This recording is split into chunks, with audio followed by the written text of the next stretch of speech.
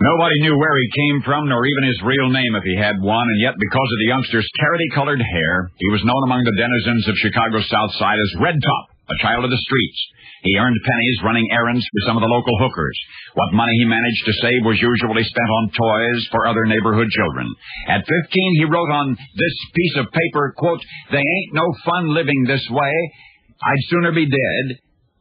And then Red Top stuffed that note in a pocket and locked himself in a shed and hanged himself. A tragedy of the homeless, they remarked at the time.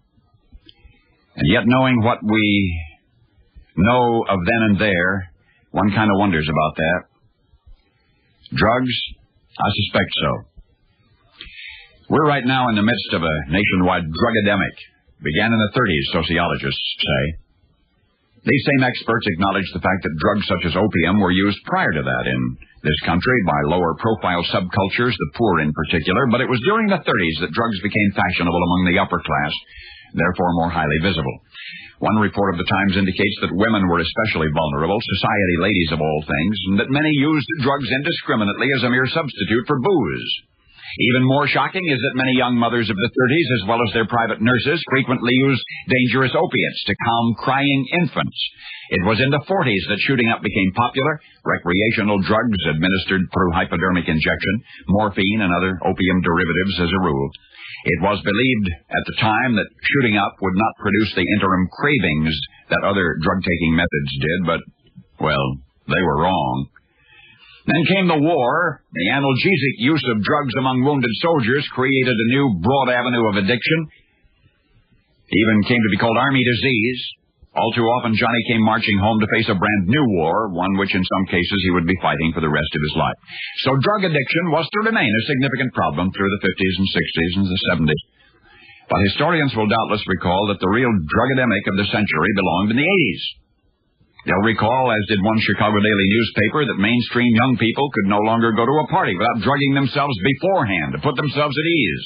Historians will relate how even the young and upwardly mobile often laced their alcohol and their coffee and their tea and their tobacco with dangerous recreational narcotics. And sociologists of the future will shake their heads at how the 80s watched drugs creep into every stratum of society, into the lives of the young and the old, the rich and the poor, how the decadent decade became so accustomed to drug use that urban kids would hang out at neighborhood drugstores, openly injecting themselves with morphine, half dozen at a time, sometimes mostly just for the amusement of admiring young onlookers. This is how the students of history are going to look back on the 80s. This is how students of history have looked back on the 80s for 100 years. That's right. The recreational use of dangerous and addictive narcotics, as you have just heard it described, became widespread among us in the U.S. in the 1830s, and even more so throughout the American Civil War and outright pandemic, openly, publicly, practiced seemingly, out of control altogether among all classes in the big cities in the 1880s. You thought there was something new in the ubiquity of drug abuse? Well, now you know the rest of the story.